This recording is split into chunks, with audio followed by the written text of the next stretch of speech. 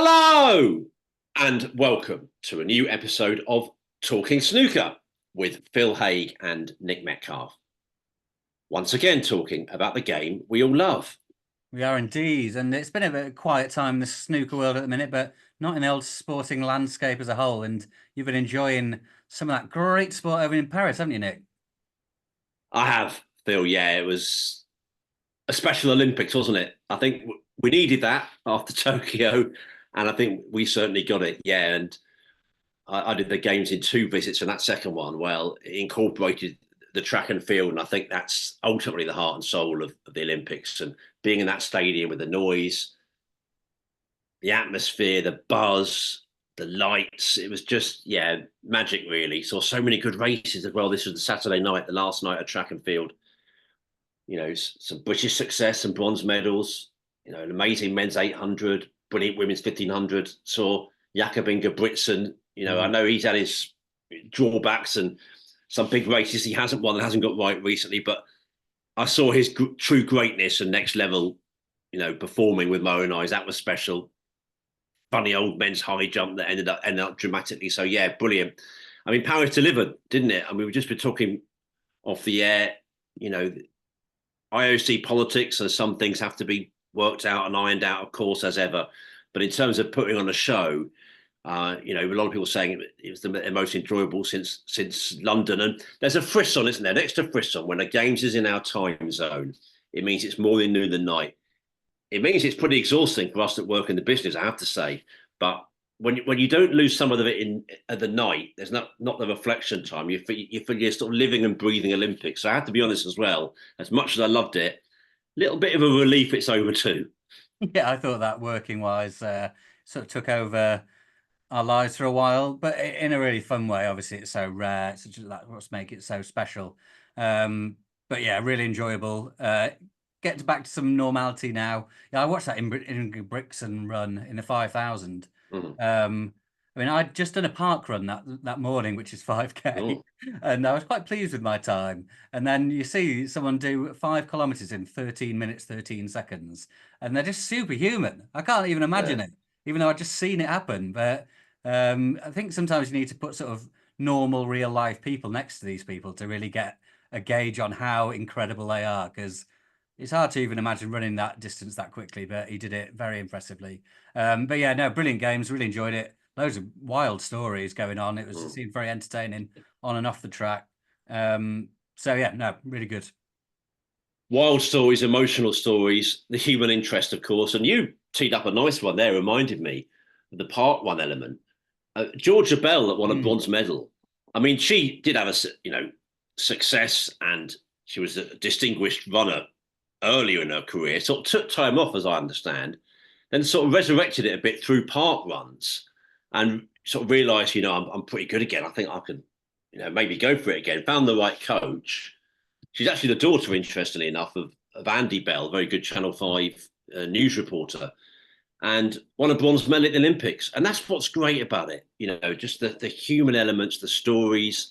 That's what's always been one of the great maxims of the Olympics, really. And I really thought that carried us through with some great tales and get the hankies out at times, wasn't it? Emotional. I mean, some of this, like the British, one of our rowers, didn't she? Got gold and was talking about having lost her father recently, and she Mm. was written a note saying, I'll be Olympic champion. I think when London was on, or I'll be at the Olympics, and her dad was like, never lose your dream and things like that. I mean, you'd have to have a heart of stone or no heart at all not to be moved by some of the things we've seen over the last couple of weeks, Phil. Yeah, big time. Yeah, it really is sort of reliable in terms of there'll be something every day that'll jerk some tears from losing or winning interviews or just something. They've all got incredible stories. And yeah, Georgia Bell, I know there was a lot of chat going around. I don't really want to get into this because we could talk about it for ages, but Mm. um, snooker players chatting about how they find it hard to understand why people are celebrating silver and bronze medals because in Mm. their mind it's losing. And there's loads of reasons why it's different in the Olympics, but Georgia Bell's a great example. She got a bronze and I think she ran 14 seconds quicker than her previous personal best, which is hard to imagine, really. Mm. But if you've pushed your capability to so much better than you've ever done before, and you've got to be happy with whatever that brings. And if that was a bronze, not a silver or gold, no wonder she's celebrating that. So yeah, that's part of a number of reasons why people do celebrate silver and bronze in the Olympics, where maybe in other sports you don't celebrate unless you win the thing. Yeah, very well summed up. And you're right, we could talk forever on that. My feeling on that is, as ever with the Olympics, it's very hard to pigeonhole it in any way. It's so enormous. Some people were gutted they didn't win gold. Yeah. Actually, they were kind of devastated. They only went to win it. Some people getting a bronze was incredible. I think it's hard to sort of, you know, deviate into a specific, oh, that's what the Olympics is about. It's too big for that. But no, I did see that argument among snooker players, and I kind of get it. Phil, this is a snooker podcast, I think, isn't it? Just looking here, sort of talking snooker. I'm doing a few visuals now because we're on telly now as well, aren't we? As well as on the radio. We did try to record last week, didn't we? And I suggested it wasn't the best of broadcasts. You went a bit further, probably rightly, and suggested it was the worst podcast across the board since Jake Humphrey invented them. Yes. And I usually like contemporary reference. I don't like going back to yesteryear, as you know, but occasionally I will chuck in the old-fashioned reference. And two names for listeners and viewers of a certain vintage: Sam Fox and Mick Fleetwood. I mean, it was the Sam. We were the Sam. I'm not going to say which one was which of us. Which one was Sam, which one was Mick, but it was bad, wasn't it? I mean, the only good thing was that it was a nice tribute to the late great Norman Collier. The old microphone impression, but it didn't go well. We thought, sometimes cut your losses. We're not among the giants of the industry. People like David Hendon. We've got to remember our place. If it's no good, chuck it in the bin, and we'll try and get it right next time. Yeah, I mean, we've had audio issues throughout the history of this podcast, and almost always at my end, and we sort of soldier through. And sometimes it's worth putting it out there, even with the odd sort of error. It could well happen on this podcast, who knows? But last week was unpalatable. Yeah, I mean, I wouldn't want it to be sort of. I would consider it an insult to our Lord and Creator, Mr. Jake Humphrey, if we published a podcast of that quality. So I'm afraid I had to go in the bin. And luckily, it was a quiet week in the world of snooker, so we weren't missing too much anyway. So we move on. Our Lord and Creator, Jake Humphrey. Well, the podcast has just peaked there after 7-8 minutes for me. And no, you're being too harsh on yourself. Really, it wasn't. It was partly technical, definitely, but I thought it was tired, certainly from my end. I was blaming the Olympics at one time on the air, wasn't I? Saying it's all the bloody Olympics' fault. I was totally worn out, to be honest, in the middle of the game. So I don't think I was making my most lucid points anyway. It just wasn't. It was not a successful episode. And that's all we're going to say for now about it. Let's just. But I did say it's a useful barometer when we all find ourselves in those sort of messes, sort of shambolic, chaotic days. We'll say, well, at least it wasn't as bad as the Olympics episode of Talking Snooker. That's the new barometer for things being bad in life. The nadir of this podcast. Very useful. But Phil, we are completists, and we must wrap up British Open action. We did that. In terms of the other qualifying or first round, whichever you prefer, we must do it for the British Open. And let's press ahead, shall we? And there were 4 days of action, and it's going back a bit now. So this is not going to be a comprehensive review because you probably know a lot of life has flown under the bridge since then. But we are going to, to some extent, wrap up some of the highlights. And on day one, David Grace had a smashing win, didn't he? Beat Jack Lazowski 4-2, breaks of 101, 54 and 58 from David. He already felt he needed that, having lost to Buxu Revez in Xi'an qualifying, and then Ishpreet Singh Chadha in Wuhan qualifying. Noppon Sankam had a good win, beat Joe Perry 4-3, 2 centuries for Noppon. Another result I picked out, Tep Chaiwan Nu beat Alex Erstenbach 4-1 on that day. On to day 2, Zhao Yulong beat Fang Zhengzhi 4-2. Both players a decent scoring form in that one, 3 half centuries each, Zhao getting the victory. Ricky Walden beat Liu Hongyu 4-3, break of 73 in the decider to win it for Walden. So great way to finish for him and certainly some relief. And Neil Robertson beat Andrew Padgett 4-1. 3 wins from 3 in those qualifiers for Robertson and only dropping 3 frames in the process. So highlights there from the first 2 days, Phil.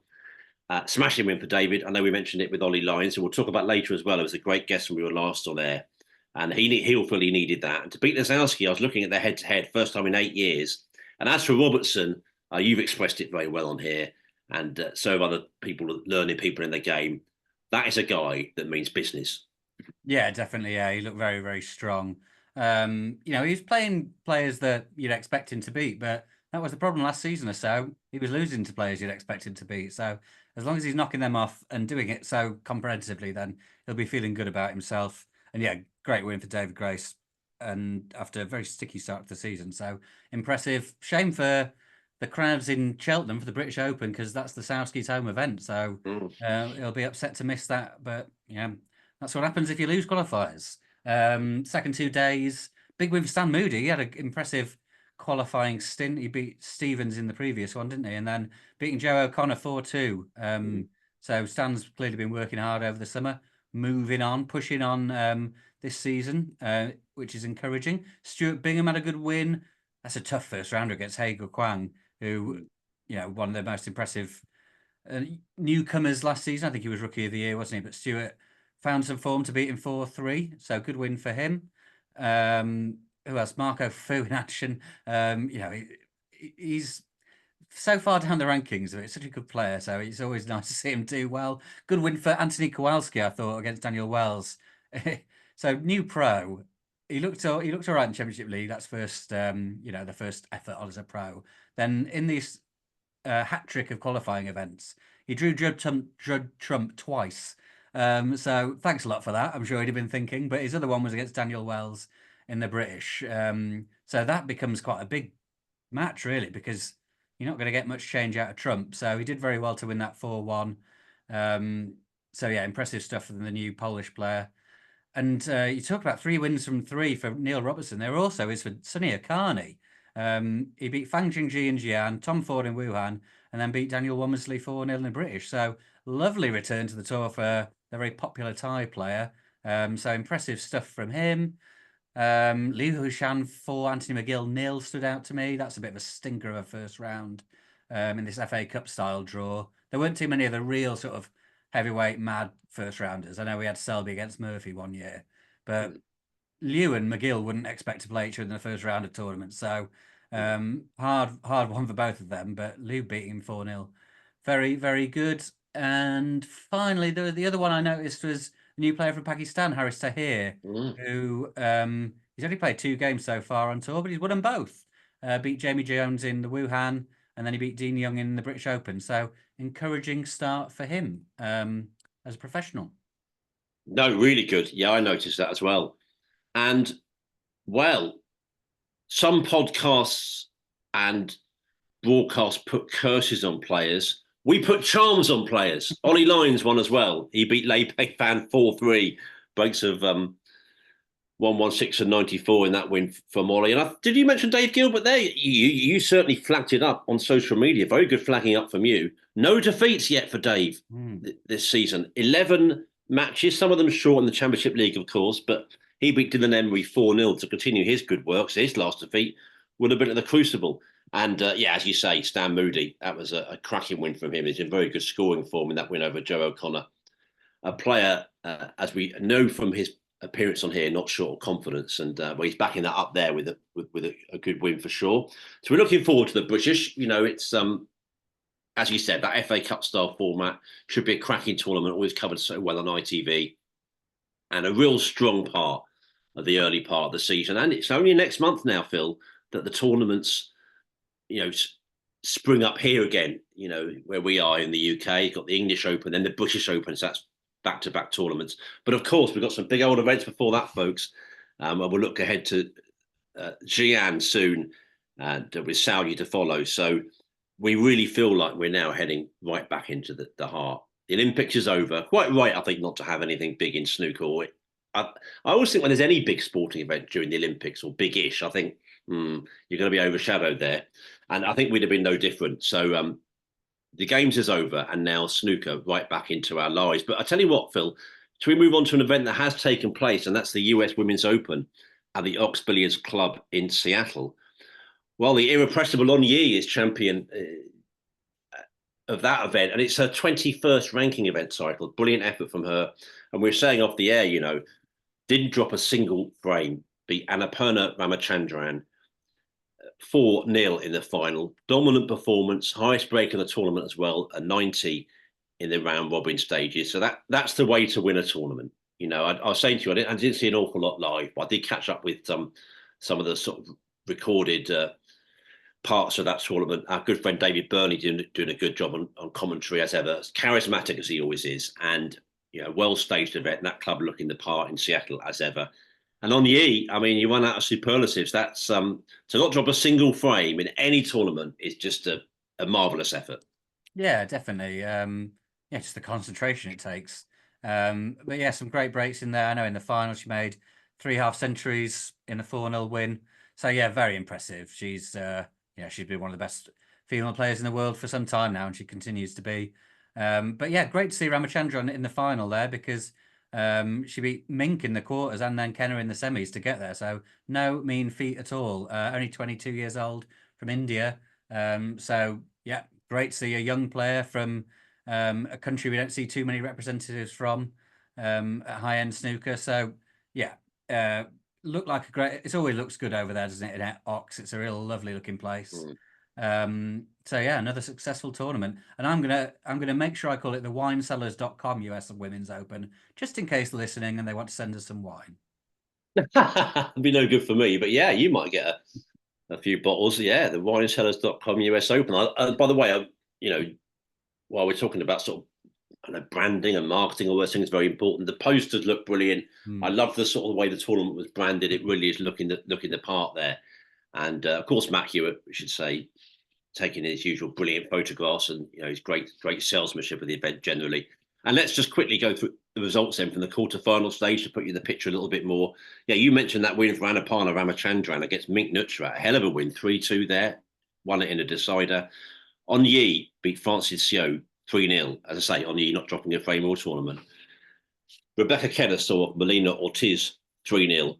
And Tessa Davidson beat Narantuya Bayasakan 3-2. Semi-finals, On Yi for Tessa Davidson 0 and Anupana Ramachandran for Rebecca Kenner 1. And then, as we say, in the final, On Yi for Anupana Ramachandran 0. And a word about Tessa Davidson as well. Won the seniors event. So great effort from her, reaching the semis at the main event and also winning the seniors. So congratulations to her and to On Yi, the winner, and to everyone involved in that tournament.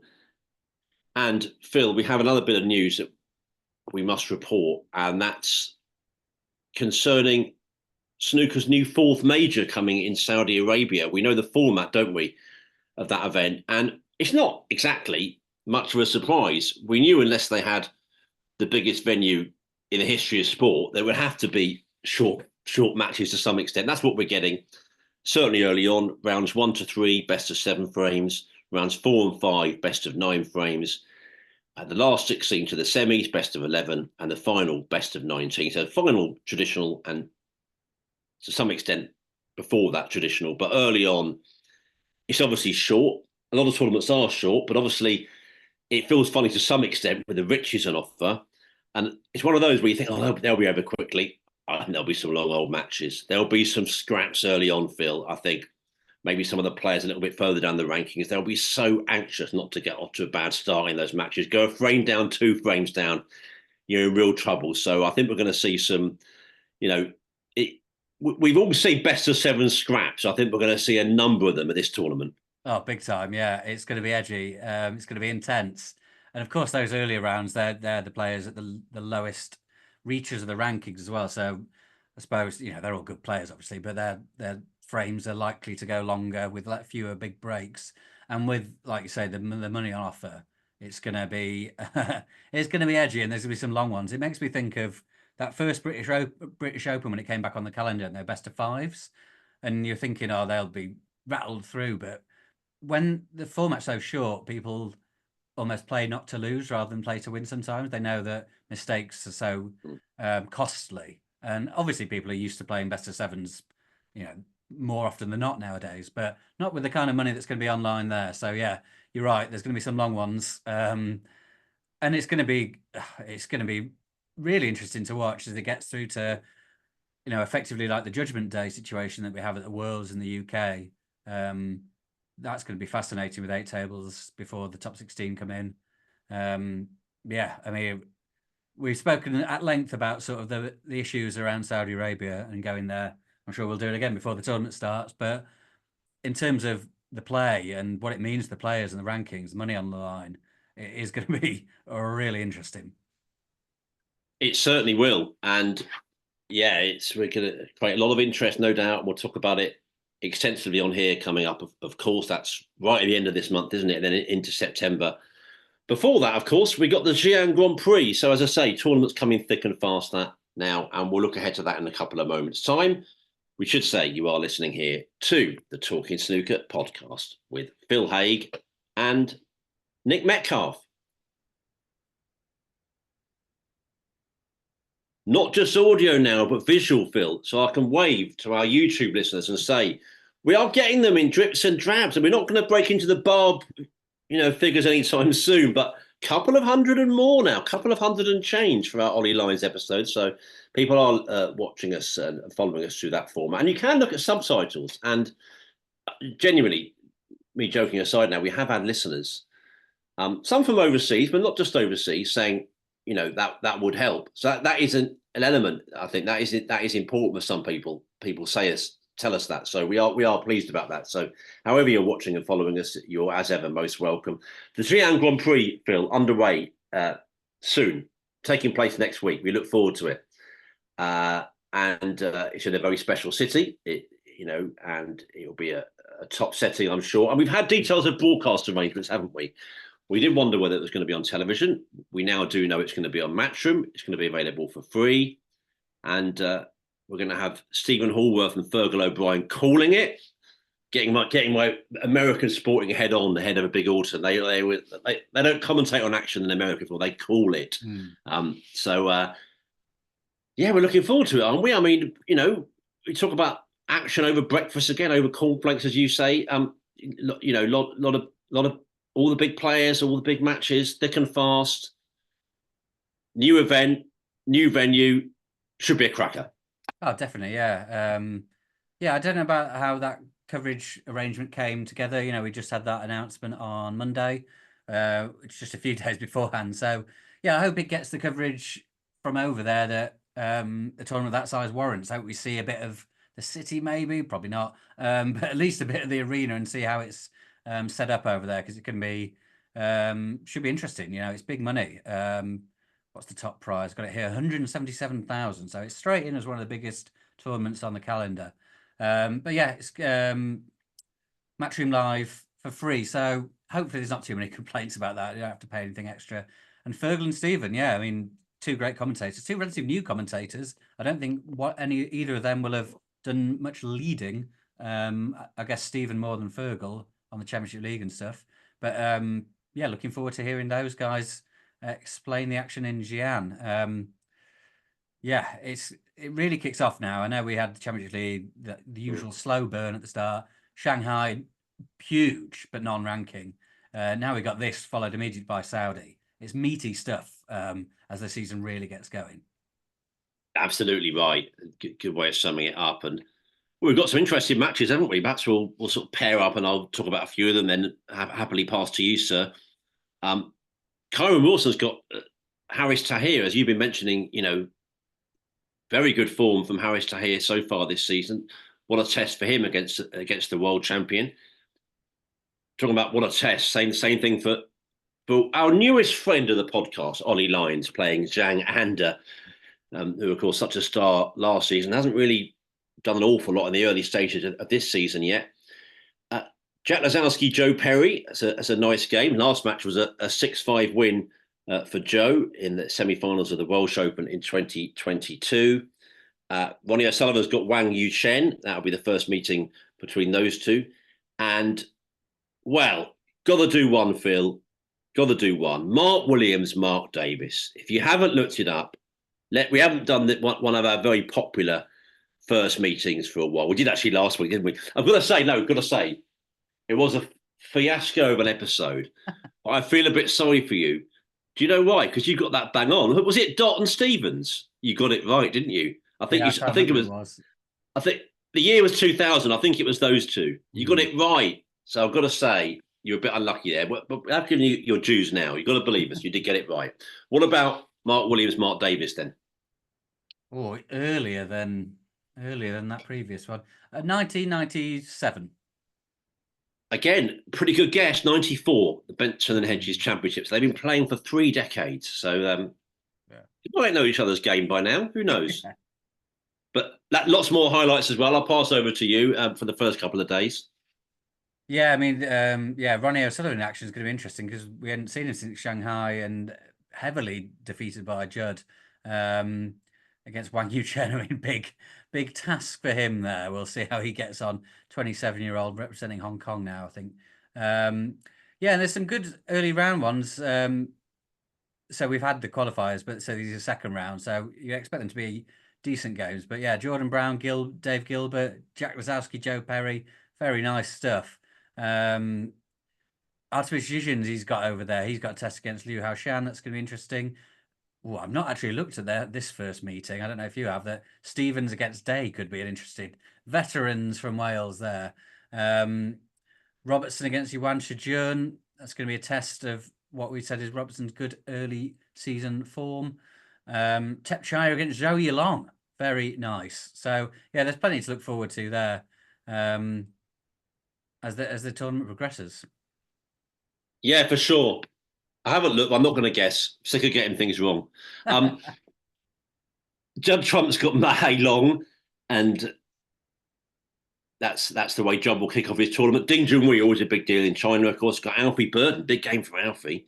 A couple of nice ones here. Ricky Walden, Anthony McGill. Oh, yeah. That's a tasty one. Neil Robertson, interested to see how Neil continues to progress. Looking so good, of course. He's got one Sijun. And they met at the World Open this year, actually. Neil winning 5-2. A couple more I jotted down here. Noppon Sankan's got Dominic Dale. And Stephen Maguire's got Xiao Guodong. So loads of good matches, loads of good viewing. It may be limited to what we can see, but what we see, we will see will be good, if I can get my words out there. Looking forward to it. And as I say, yeah, I've always heard great things about Xi'an as a place. So about to say, are you going? I don't expect many of our fans are going, to be honest. But the ones that are in China, in the Far East, might, it mustn't be too UK and European centric. So however you're following the event, do enjoy it. We look forward to it all underway next Monday. Unless you've got anything more to say about Xi'an, should we move on to some of our views? No, yeah, other than I've heard it's famous for the Terracotta Army, which is supposed to be quite an incredible thing to go and see. So I'm sure the players certainly looking forward to their downtime over there. I don't think it's one of you hear some of the Chinese cities are a real nightmare to get to. The traveling is awful, but I was speaking to a player the other day saying there's a direct flight there. So not one of the more complicated journeys for the players, but let's hope all their queues and everything turn up and they get them off the plane, which is sometimes a problem.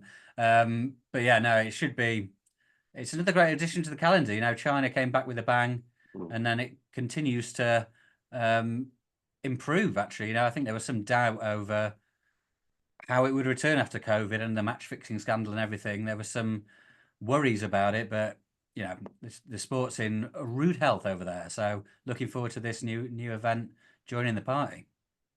Yeah, I mean, it's better than I and we would have probably predicted, actually, since it came back. It really has been very strong.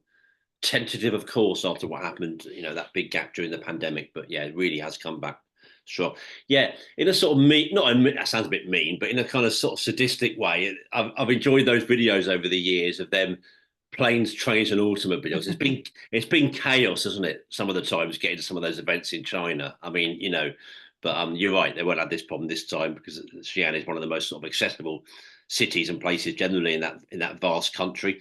Let's move on to your views. Thank you for contacting us. Do so anytime. We're coming to the end of our summer season now, but we always need and like your views. TalkingSnooker@yahoo.com or tweet us at Talking Snooker. Let's go to Anthony first. I really enjoy watching the Shanghai Masters, even though it's a shame some of the later matches weren't closer. The Murphy v Selby semi-final was an absolute cracker. How do players find form like that after intervals? congratulations to Judd Trump too. It's hard for anyone to get near him when he's playing like that. Great snooker and really whetted the appetite for the season. Yeah, I agree. I mean, I don't know how players find form after intervals. It reminds me, I was at the water polo field at the Olympics, as you do. Just, I'm a water polo regular. Although I made a bit of a fool of myself with the couple in front. I said, "Oh, I'm sure it must be your first time." He said, "Oh no, I played it for years." The guy, so I was completely wrong there. But I was chucking in some snooker cliches. I really was. Like, oh, that feels like a turning point. Saying it to no one in particular. Anyone that wants to listen or not. And yeah, I did sort of say, oh, intervals change matches, don't they? And it was true because Spain were miles ahead of the Netherlands, and then it all turned around. So, it does have. I always think the winning player, and in this example, Mark Selby only needed two more frames. It's on a bit of a hide into nothing, aren't they? Because for them, it can only really carry on being as good. Really, the likelihood is it probably will change things for the worst for them. And for the losing player, they almost got nothing to lose after if they just had a real pummeling before the interval. If they're 4-0 down, for example, in the first to five, first to six. I mean, first to five is almost done, but first to six, they still got a little bit of a chance. They go away. I guess literally they might find some form. They go to the practice table. That might happen. Maybe a word from their coach, who knows? But it does happen time and time again. And Xi'an came out of blazing there. Yeah, agree with Judd. He blitzed to that title. He might not have said it even enough. He just steamrolled to it and beat some top players along the way. It was a really superb win. And I agree with that. Whetted the appetite, definitely. And as you rightly expressed in this episode, we've had those. I mean, it's more than a curtain raise Shanghai. It's a really big tournament, but it did whet the appetite. And now we can't wait for that sort of more back-to-back snooker coming up as we really get into our stride in this new season, eh? Yeah, definitely. Yeah, Judd was absolutely superb in that tournament, and it almost sort of goes not appreciated enough when Judd wins events and does it so well, because we see it so often, we expect it from him, and there's just this ongoing narrative about, and it's fair to say, but he doesn't win the biggest ones enough. That when he wins not the biggest ones, it's just like, oh yeah, Judd's won again. But it needs to be said how good he was and the players he beat. It was spectacular stuff.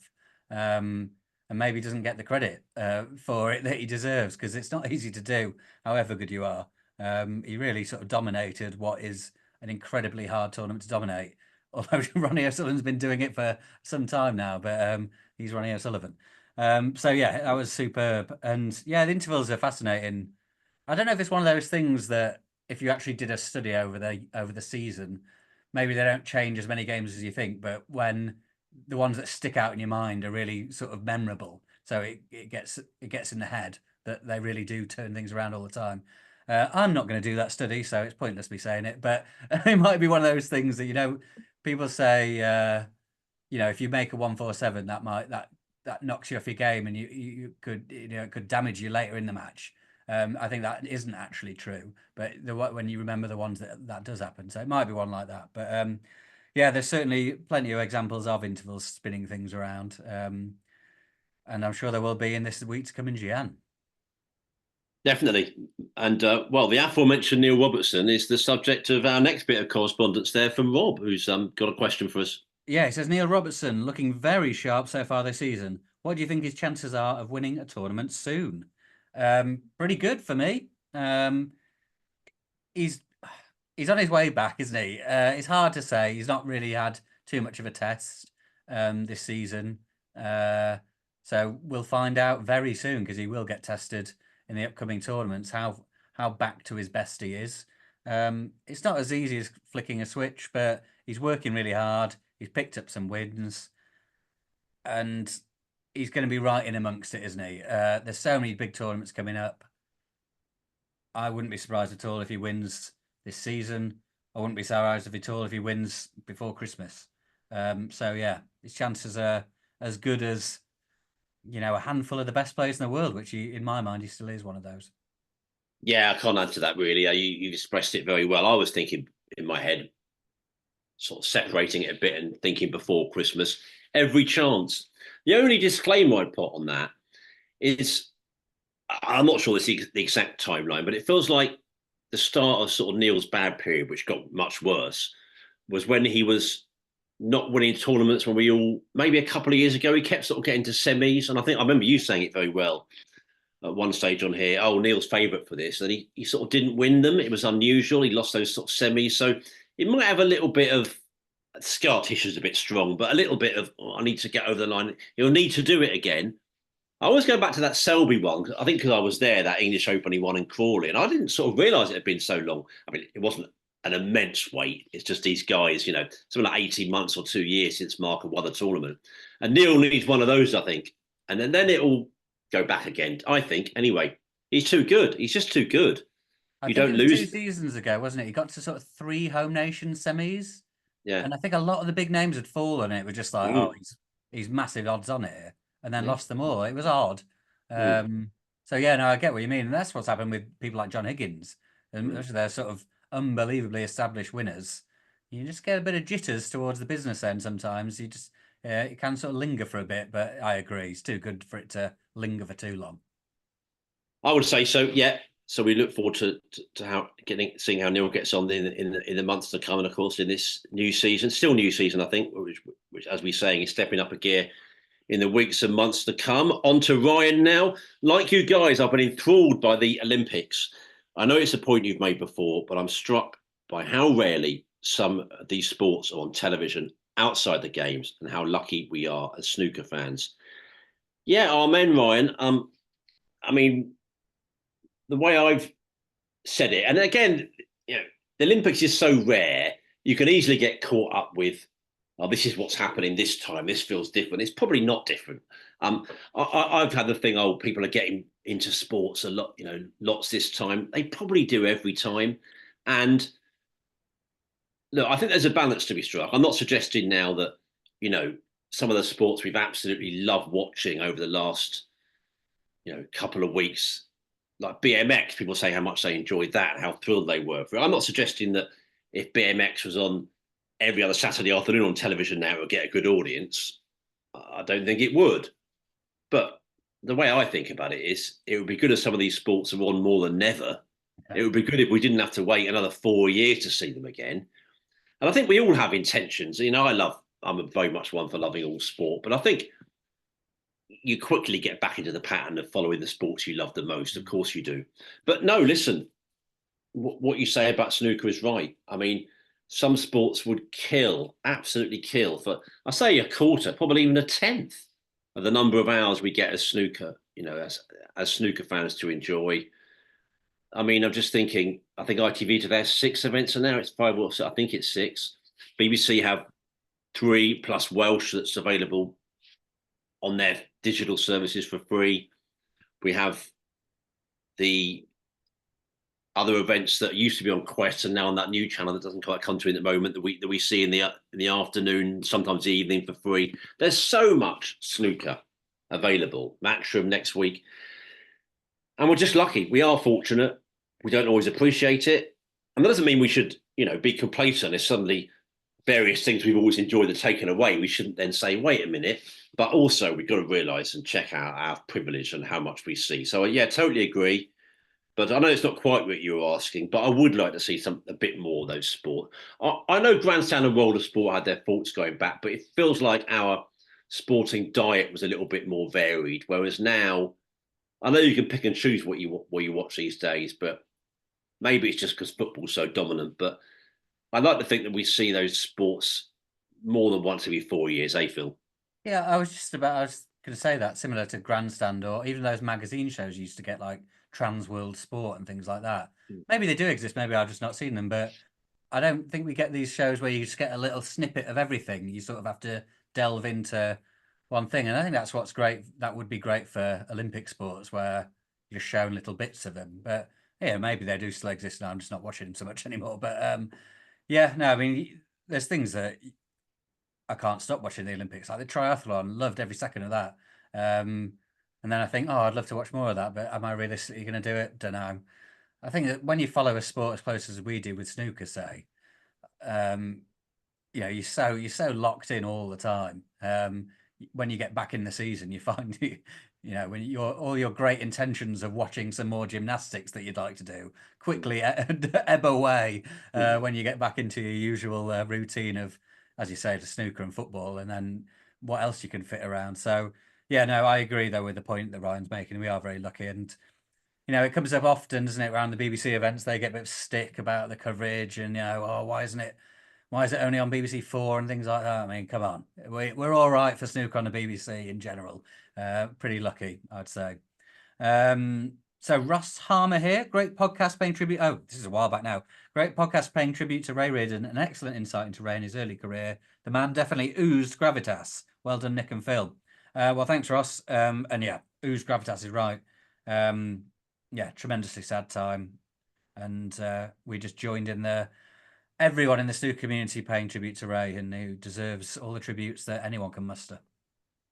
And he'll continue to get them. And whenever snooker people get together and talk about Ray Reardon, there'll be that feeling of sort of reverence a bit, and laughter, because he was such a memorable character, and just admiration, I think, and respect. That's what Ray Reardon commanded, because he was a truly great champion.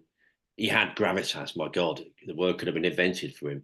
He had that presence, didn't he? He had that thing that all great champions have, that something extra. I know I said it at the time we paid tribute to him, but I loved seeing him in recent times, that competitive edge. He never lost that. And he was just a great, great star, a superstar of this sport. And if you want to keep, your Ray Reardon tributes going, the memories of Ray, maybe you met Ray Reardon, first time you saw him play, anytime you saw him play, please share it with us, talkingsnooker@yahoo.com, or tweet us at Talking Snooker. Thanks for your correspondence. Keep it coming to us. I think we're at any other business stage, Phil. Got to say, Ollie Lines, top guest last time. Thank you so much to Ollie. Thank you so much to you for setting it up. People say what a nice guy he was. We knew that already, but he came over so well. Great stories, very open with us. Really enjoyed listening to him. And as with so many people, you follow them already, but when you've heard a bit more about them or heard them at length, you just take that little bit more interest and attention in their progress. And that's what people, I think, will do on the back of that. I think so, yeah. Yeah, we got some nice correspondence about the Ollie Lines episode, so thanks for that. Yeah, really good guy. And yeah, hopefully people find that when they listen to people on here or wherever they listen to, but when you get to know people a bit more and how much it means to them, the sort of struggles they go through in the career, in the life, it's not easy being a professional snooker player at any level, but especially the guys who are not right at the top. It's hard work. And every win means a great deal to them. So yeah, I was pleased to see him get that victory in the qualifiers, and it was great. It was great having him on here. Yeah, hopefully, I think everyone agrees he's got more potential than he's shown as yet. So when he's risen up the ranks some more, maybe he'll come back on one day, and we'll test if he's still such a humble, nice guy then. What a funny way of saying it. We have recorded a Totally Snookered vodcast with Michael Day, haven't we? Both been guests on there. Very nice of Michael to invite us. Top operator, as we know, friend of the podcast. One of our early guests, feels like going back a fair old while now. And we enjoyed going on there. That'll be available very soon, so you can watch that. And I was saying to Michael on there, very similar to the work he did for the WPBSA, but the scope. I realised when I was reading about the Icelandic Championship that this was going to be a website and an operation with a lot of scope. But he's getting some good guests on there, and he had to plumb the depths a bit getting us on. But it's a quiet time summer. They occasionally need fillers. Yeah, absolutely. Yeah, no, great to be asked to go on there. He's had some really good people on already. So yeah, an absolute pleasure. Totally Snooker's been a really good addition to the snooker media landscape, as it were. So yeah, keep an eye out for that. Hopefully we talked some sense, maybe not, we'll see. I think you talked a bit more sense than me, but what's new? People are used to that. I think that's pretty much it. I mean, we'll be back soon. I'm actually off my holidays next week, so we'll be back after Xi'an. We are a bit stop-start at the moment, and that's partly because we fluffed last week, but it's a busy summer, and I think after that, after next week's time off, we'll be back sort of on a week-to-week basis, sort of lots of previews, lots of reviews, obviously hoping to bring you some interesting new voices as well, especially as we move into a busy autumn of snooker and the season really hots up. And yeah, people have started. A couple of people have said they really enjoy our little sporting bits at the end. I'm pleased about that because I thought, oh, is it a bit indulgent at times? And I think this summer, I think is particularly okay. It's been an incredible feast. We mentioned the Olympics. I mean, memorable games, yeah, and the last visit for me was perhaps the most special family trip, and that was really wonderful. Just a bit of a plug. I'll put on my thoughts on the games, reflections on my SoundCloud. I think it peaked on the middle Sunday, and a friend and colleague of mine, Sonny Upal, I think put it brilliantly, and I totally agree. Djokovic and Alcaraz at Roland Garros, a Grand Slam venue. The golf with Scotty Scheffler, Tommy Fleetwood, Rory McIlroy, John Rahm and co going for gold at a Ryder Cup venue. The cycling through the streets of Paris, Montmartre, Sacre-Cœur, at the place where the Tour de France ends. There was the men's 100 meters final that night at the Stade de France, one of the most famous national stadiums in the world now, where Les Bleus won the World Cup in '98. I loved it that it was existing places we've known throughout our life. Every game is different, but I love the fact that these were places that we've known forever. Paris wasn't some new place to discover. It was all linked in with our sporting memories, our sporting past. I thought that was particularly special. But yeah, the games delivered. And Paralympics to come, of course. That'll be live on Channel 4 here in the UK. Important to say that's coming up.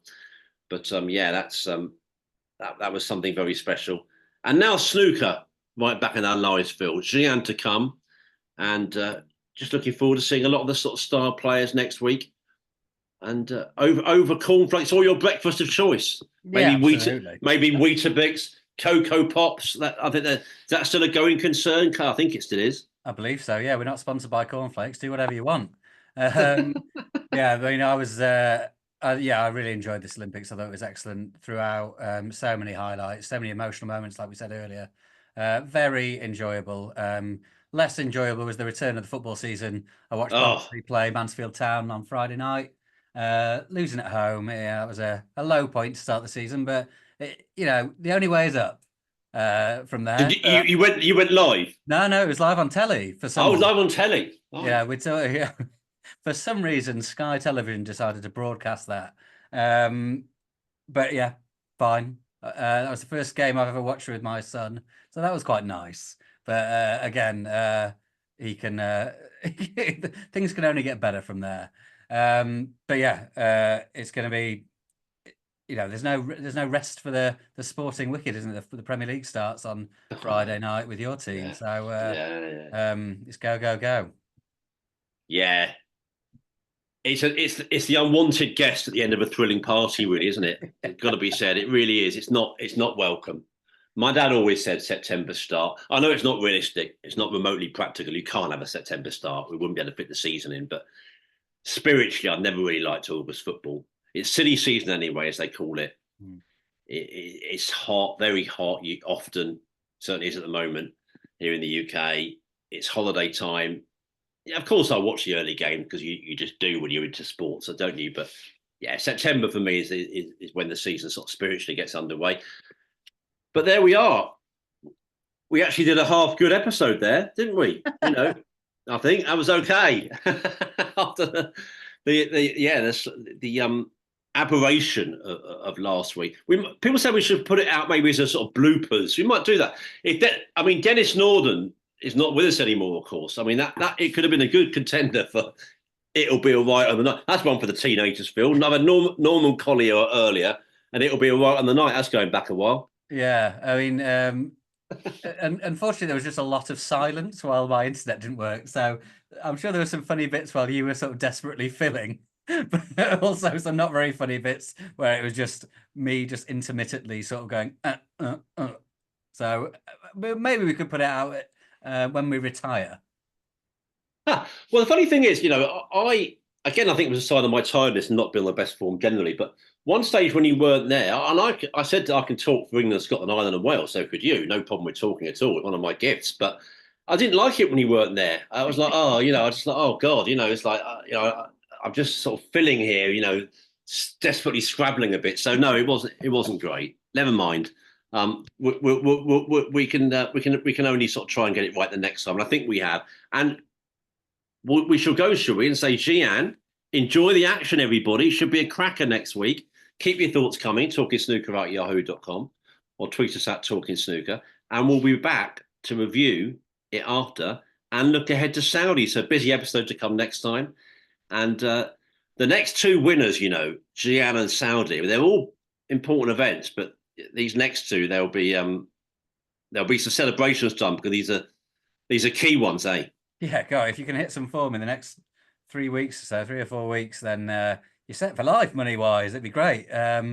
So yeah, big money, big prize money, ranking points on the line, big titles. Excited to see the trophies. 2 new trophies going to be forged for these 2 brand new events. So interested to see what's going to come up on that front. I will just say a plug for my work. Been busy with the Olympics, but done a few interviews over the last few days that I've been ready to unleash this week ahead of Xi'an. Spoke to Mark Allen, Joe Perry, Chris Wakelin, went to see Bulkshu Revez, spoke to Jacques Jurity this morning. So got a fair bit to come on Metro website ahead of a big tournament to come. So keep an eye out for that. Bloody hell, that's a lot of interviews. Hats off to you. That must have been. I'm not even going to say a teaser. Mark Allen's got to have a line or two, hasn't he? That's a man that never doesn't have a line or two. He has an opinion on everything, and he's never shy of giving it. Good man. We look forward to that. I salute you and say, see you next time on Talking Snooker. And I'd love chatting away with you as ever. Yeah, always a pleasure. And thanks for listening and watching, and we'll speak to you soon. Yes, if you're on YouTube, great to see you. If you're listening in the more traditional format, then it's great to have you there as well. See you next time. Enjoy again, everybody.